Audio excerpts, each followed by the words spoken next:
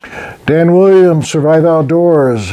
We do wilderness medicine videos, and we're jumping into it right now on why do mosquito bites itch and what blood type, if there is a certain blood type that mosquitoes like.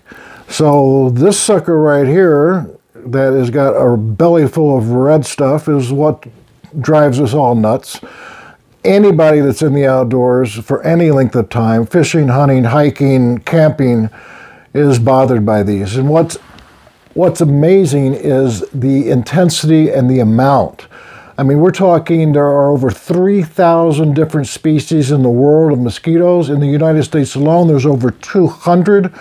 They attribute to approximately, between 200 and 300 million cases of malaria, and deaths from malaria is 630,000 deaths per year. Mosquito bites are in the top 5 of most deaths there are in the world. And it's just getting worse because we had the West Nile, then we had Zika, and I'm going to put a case presentation at the end of West Nile, a case that I had.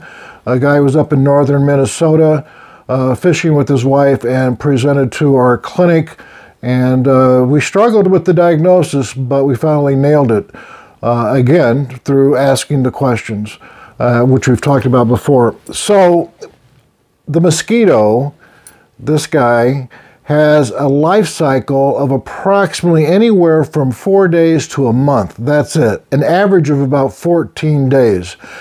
And they go through 4 stages: an egg, the larva, the pupa, and the adult. Now the larva, when you were a kid, you touch the top of the water and that squiggly thing goes to the bottom.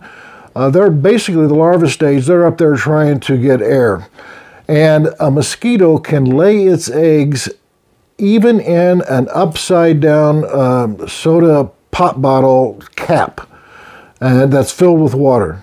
That's all it needs. It's not much. So around your home, you have any containers, dump the water. Really, really important.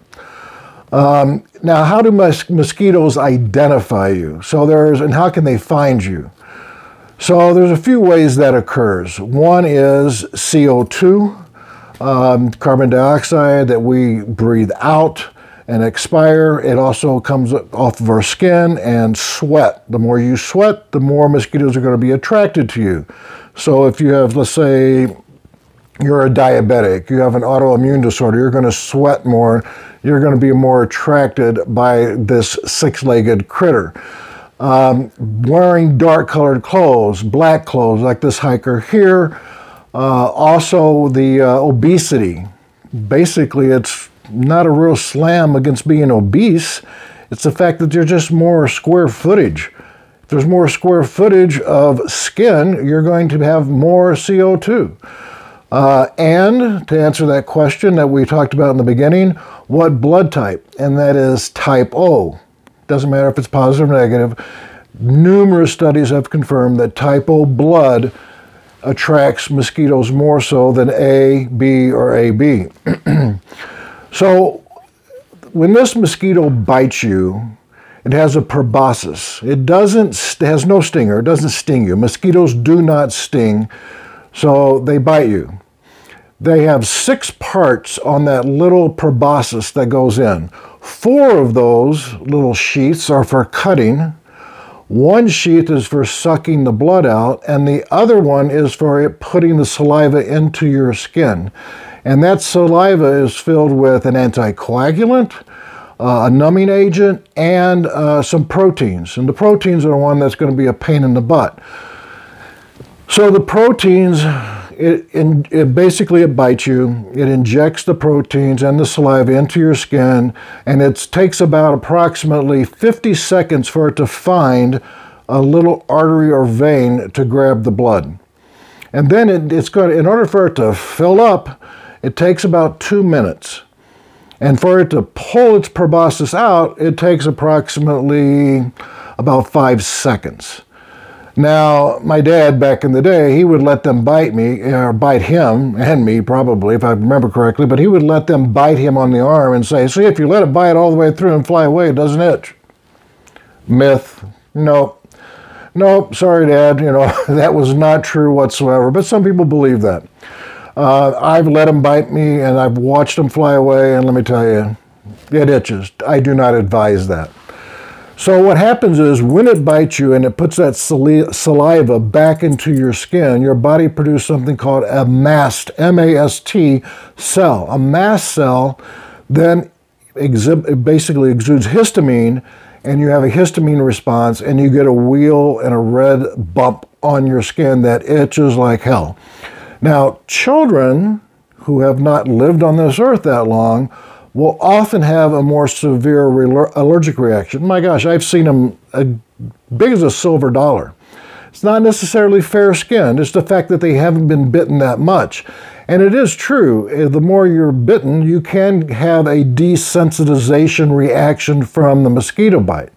So there is some truth to that. So you get these big wheals and they itch like crazy, and then they can get infected the more you scratch because you got all that junk under your fingernails and bacteria. Now, the symptom of itching is actually pain. It is a very mild pain response, and that itching that you feel is from that histamine reaction. So the gee whiz fact for today is this. Faggot, F-A-G-E-T, or Faggot syndrome, whatever. It's F-A-G-E-T. Now, what that, or sign, not syndrome, Faggot sign, that is when you have a pulse that drops, your pulse rate drops, and your fever goes up.